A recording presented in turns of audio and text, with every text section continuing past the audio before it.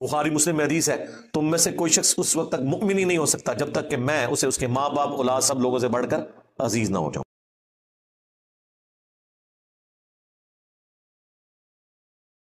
میں نے جب وہ پہلے خبر ای میل کے تھرو مجھے پتا چلی تو اس وقت تک مجھے اس واقعے کی سنگینی کا اندازہ نہیں ہوا۔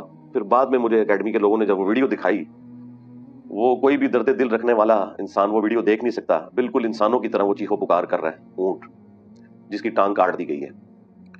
اس اونٹ کی چیخو پکار یقین کریں سنی نہیں جاتی۔ اچھا وہ چیخیں میں نے جب سنی ہے نا تو مجھے اس حدیث کی سمجھ آئی جو صحیح بخاری میں موجود ہے کہ نبی صلی اللہ علیہ وآلہ وسلم ایک کھجور کے تنے کے ساتھ ٹیک لگا کے جمعے کا خطبہ دیا کرتے تھے، اور اسی دوران آپ صلی اللہ علیہ وآلہ وسلم کے چاہنے والوں میں سے کسی نے آپ کے لیے ایک ممبر بنوا دیا کہ آپ ممبر کے اوپر چڑھ کے خطبہ دیں تاکہ زیادہ لوگوں تک آواز آسانی سے پہنچ سکے۔ ظاہر ہے ایک بلندی پہ 3 سٹیپ، پلس اگر آرام کرنا پڑے تو اس پہ آپ بیٹھ بھی سکتے ہیں، جو 2 خطبوں کے درمیان بیٹھا جاتا ہے۔ تو بخاری کے الفاظ ہیں، نبی علیہ السلام جمعے کے دن جب مسجد میں تشریف لائے، یہ پہلا جمعہ تھا جو آپ نے ممبر پہ پڑھانا تھا۔ اس سے پہلے آپ کھجور کے اس خشک تنے کے ساتھ جو بظاہر ایک مردہ تنا ہے ٹیک لگایا کرتے تھے۔ صحابہ کرام کہتے ہیں جیسے ہی نبی علیہ السلام مسجد میں انٹر ہوئے تو ہمیں اس قدر چیخنے کی آواز آئی جس طرح اونٹ کا بچہ چیختا ہے، اور وہ اتنی دردناک آواز میں چیخ رہا تھا کہ قریب ہے کہ پھٹ پڑے۔ اب سمجھ کسی کو نہیں آ رہی کہ آواز آ رہی کہاں سے ہے۔ نبی علیہ السلام کو سمجھ آ گئی، آپ علیہ السلام چلتے ہوئے اس تنے کے پاس تشریف لے گئے اور اس کے اوپر جا کے ہاتھ رکھا۔ وہ سسکیاں لیتے ہوئے خاموش ہو گیا جس طرح کہ ایک چھوٹا بچہ خاموش ہو جاتا ہے۔ پھر نبی علیہ السلام نے فرمایا کہ یہ تنا اس لیے رویا تھا کہ یہ اللہ کے ذکر سے محروم ہو گیا۔ جب میں اس کے ساتھ ٹیک لگاتا تھا تو یہ اس ذکر کو انجوائے کرتا تھا، آج اسے پتا چلا کہ میں اللہ کے ذکر سے محروم ہو جاؤں گا، تو اس وجہ سے اس نے چیخو پکار کر کے رونا شروع کر دیا۔ سنن ابی داؤد میں حدیث ہے کہ نبی علیہ السلام ایک انصاری کے باغ میں تشریف لے گئے، وہاں ایک اونٹ دوڑتا ہوا حضور کے پاس آیا اور اس کی آنکھوں سے آنسو بھی روا تھے اور وہ بلک رہا تھا۔ نبی علیہ السلام نے اس کے مالک کو بلوایا اور پوچھا یہ تیرا اونٹ ہے؟ اس نے کہا یا رسول اللہ میرا اونٹ ہے۔ فرمایا کہ اس نے مجھے شکایت کی ہے تیری کہ یہ مجھے کھانا بہت تھوڑا دیتا ہے اور مجھ سے کام بہت زیادہ لیتا ہے، تو اللہ سے ڈر جا ان جانوروں کے معاملے میں، اللہ تعالیٰ پوچھے گا۔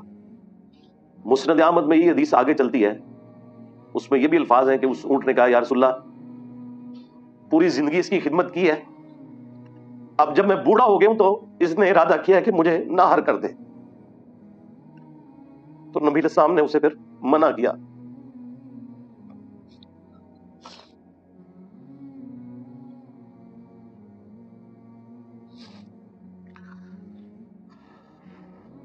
اس انصاری نے کہا یا رسول اللہ مجھے اللہ کی قسم میں اس اونٹ کو کبھی بھی نہر نہیں کروں گا کیونکہ آپ نے مجھے منع فرما دیا۔ تو جانوروں کے ساتھ حسن سلوک کرنا بھی یہ ہمارے دین کا حصہ ہے۔ بخاری مسلم دونوں میں حدیث موجود ہے، اللہ کے محبوب علیہ السلام نے فرمایا کہ ایک نیک عورت تھی، صرف اس لیے جہنم میں چلی گئی کہ اس نے ایک بلی کو ایک کمرے میں قید کر دیا اور وہ بھوکی پیاسی وہیں پر رہی حتیٰ کہ اس کی موت ہو گئی۔ صرف اس ایک گناہ کی وجہ سے اللہ نے اسے جہنم میں پھینک دیا، والعیاذ باللہ تعالی۔ ایک اور حدیث ہے بخاری اور مسلم میں کہ ایک بدکار عورت تھی، اس نے زندگی میں صرف ایک دفعہ ایک پیاسے کتے کو دیکھا اور اس نے اپنا موزہ اتار کے اس کو رسی سے باندھ کے، چمڑے کا جو موزہ ہے، کنویں میں لٹکا کے اس میں سے پانی نکال کے اسے پانی پلایا۔ اس ایک عمل کی وجہ سے اللہ تعالیٰ نے اس بدکار عورت کی مغفرت کر دی۔ یعنی اللہ تعالیٰ چاہے تو چھوٹی سی نیکی پہ بخش بھی سکتا ہے اور چاہے تو چھوٹے سے گناہ پہ پکڑ بھی فرما سکتا ہے۔ یہ بالکل بیلنس ہے۔ یہ ہمارے جو آزاد خیال قسم کے علماء ہیں وہ صرف آپ کو یہ بدکار عورت والی حدیث سنائیں گے، لیکن اس کو بیلنس کرنے والی وہ والی حدیث بھی ہے کہ ایک بلی کو ناحق قتل کرنے پہ پکڑ بھی ہو گئی ایک نیک عورت کی۔ تو اللہ تعالیٰ چھوٹی سی چھوٹی چیز پہ گرفت بھی فرما سکتا ہے۔ اور اپنی رحمت سے چاہے تو کسی چھوٹی سی نیکی کے اوپر کسی کو بخش بھی سکتا ہے. اللہم حاسبنا حسابا یسیرا، آمین. میں حیران ہوں کہ جو چیف منسٹر ہیں ہمارے سندھ کے، سید مراد علی شاہ صاحب، انتہائی کوالیفائڈ پڑھے لکھے انسان ہیں، ڈیسنٹ انسان ہیں، انہیں رات کو نیند کیسے آئی ہوگی؟ یہ ویڈیو یقیناً ان کے علم میں بھی آ چکی ہے. ابھی تک کوئی آفیشیل بیان ان کی طرف سے میرے علم میں نہیں آیا. البتہ گورنر جو سندھ کے ہیں انہوں نے کہا کہ میں اسے 2 اونٹ دوں گا. 2 اونٹ دینے سے مسئلہ تو حل نہیں ہونا. اور وہ بھی گورنر صاحب نے شاید اس لیے اناؤنسمنٹ کی کہ ان کا تعلق ایم کیو ایم سے ہے اور صوبائی حکومت جو ہے پیپلز پارٹی کے پاس ہے. تو وہ انہوں نے اس سے پہلے کہ پیپلز پارٹی کوئی اناؤنسمنٹ کرتی، انہوں نے اپنا ایک سمجھ لیں ووٹ بینک بڑھانے کے لیے اور ڈیموکریٹک ویلیوز کو شو کرتے ہوئے فوراً سے پہلے اعلان کر دیا. لیکن اس طرح کا کوئی اعلان میرے سامنے نہیں آیا کہ جس میں کسی بڑے بندے نے فرنٹ سے لیڈ کر کے 24 گھنٹے کا کوئی ٹائم دیا ہو کہ اس وڈیرے کو گرفتار کیا جائے. اس کے پیچھے ریزن یہ ہے کہ یہ جو وڈیرے ہیں پچھلے 40-50 سال سے پیپلز پارٹی کی آغوش میں پروان چڑھ رہے ہیں. یعنی پیپلز پارٹی اس وقت سندھ کے اندر ناقابل شکست ہو چکی ہے. اس کے پیچھے ایک ریزن تو بھٹو کارڈ بھی ہے، اور یقیناً وہ ایک عدالتی قتل تھا، ہم اسے کنڈیم کرتے ہیں. اس کے بعد پھر بے نظیر بھٹو کی شہادت، اور اس کے بعد جتنا وڈیرا سسٹم ہے اس کو یہ پیپلز پارٹی سپورٹ کرتی ہے. حالانکہ یہ جب جماعت لانچ ہوئی تھی پاکستان میں اس سے زیادہ نظریاتی کوئی جماعت نہیں تھی. یعنی پرسنلی آپ مجھ سے پوچھیں تو پاکستان میں پیور ڈیموکریٹک سیاسی جماعت اگر کوئی تھی تو پیپلز پارٹی تھی. اور اس وقت انہوں نے اسلامک سوشلزم کا نعرہ لگایا کہ ہم بھی یہاں پہ انقلاب لے کے آئیں گے اور یہ وڈیرا سسٹم کو ختم کریں گے، جس طریقے سے رشیا میں ہوا، چائنا میں ہوا. لیکن وہ نعرہ ہی تھا روٹی کپڑا اور مکان. آپ دیکھ سکتے ہیں کہ ان کی آؤٹ پٹ اس وقت کیا ہے. صرف کراچی سٹی کو اگر آپ دیکھ لیں جو آلموسٹ پاکستان کا 60 سے 70% انکم جنریٹ کرنے والا سٹی ہے، سیوریج کا نظام ایسا گیا گزرا ہے کہ تھوڑی سی بارش بھی ہو جائے، عموماً تو بارشیں وہاں ہوتی کوئی نہیں ہے، اللہ کا شکر ہے، ورنہ تو یہ مصیبت پڑی رہے. اس کو اگر آپ کمپیئر کریں لاہور سے تو لاہور تو جنت ہے ایز کمپیئر ٹو کراچی کے. یعنی کراچی سٹی کو صرف ایک ضد کی بنا پر اگنور کیا گیا، جو ایک ٹسل چل رہی تھی پیپلز پارٹی کی اور ایم کیو ایم کی. حالانکہ یہ کراچی سٹی ایک ماڈل سٹی بنایا جا سکتا تھا. یہ پاکستان کا دارالحکومت تھا، آپ کو پتہ ہے، اسلام آباد بننے سے پہلے. یہ تو سیکورٹی ریزنز کی وجہ سے، ظاہر ایک پنجابی فیکٹر بھی تھا، پنجابی ہمیشہ سے ڈومیننٹ ہے، ان کی خواہش تھی کہ ہم پنجاب کے اندر لے آئیں دارالحکومت کو. پھر یہ اسلام آباد سٹی آباد کیا گیا، اور اس وقت اتنے بڑے لیول پہ قرضہ لے کے اس کو آباد کیا گیا کہ پھر قرضے کی لت ہی پڑ گئی ہمارے ملک کو. خیر، یہ جو اس وقت موجودہ چیف منسٹر ہیں سید مراد علی شاہ صاحب، ماشاءاللہ ایک ڈائنامک انسان ہے. اور میرا خیال ہے پیپلز پارٹی نے ابھی تک جتنے وزیر اعلیٰ دیے ہیں سندھ کو، ان میں اگر کوئی ایک بندہ، اگر کوئی کام کا آدمی ہے تو یہی بندہ ہے. پڑھا لکھا انسان ہے، اور انہوں نے اپنے پچھلے ٹینور کے اندر بھی کافی سندھ کے اندر اصلاحات کی ہیں، خصوصاً صحت کی فیلڈ کے اندر. پھر اس وقت جو چیئرمین ہیں بلاول بھٹو صاحب، وہ بھی ہیومینٹی کی بات کرتے ہیں، بیسک ہیومن رائٹس کی بات کرتے ہیں. سب سے توانا آواز اگر پاکستان میں سوشل ایشوز کے اوپر پوری دلیری کے ساتھ، کسی مذہبی طبقے کی پرواہ کیے بغیر، اسٹیبلشمنٹ کی پرواہ کیے بغیر اگر کسی ایک شخص کی آواز ہوتی ہے نا، وہ بلاول بھٹو ہوتے ہیں.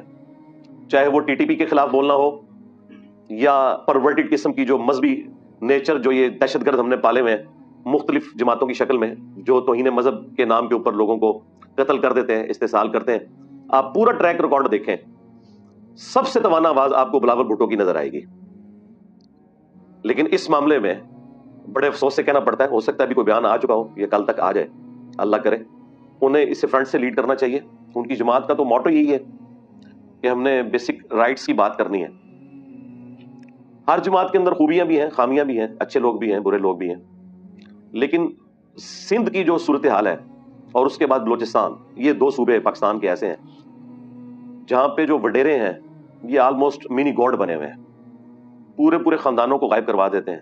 بندوں کو قتل کرنا ان کے لیے ایک مرغی ذبح کرنے سے بھی آسان ہے.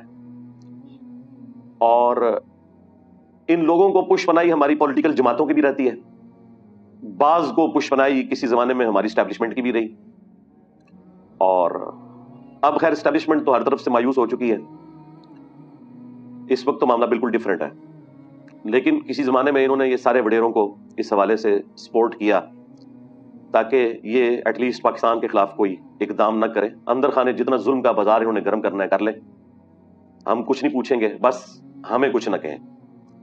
تو دیکھیں اس قسم کی جو فائر فائٹنگ ہوتی ہے وہ وقتی طور پہ تو ہو جاتی ہے، پھر اس کا انجام اسی قسم کے واقعات کی شکل میں سامنے آتا ہے۔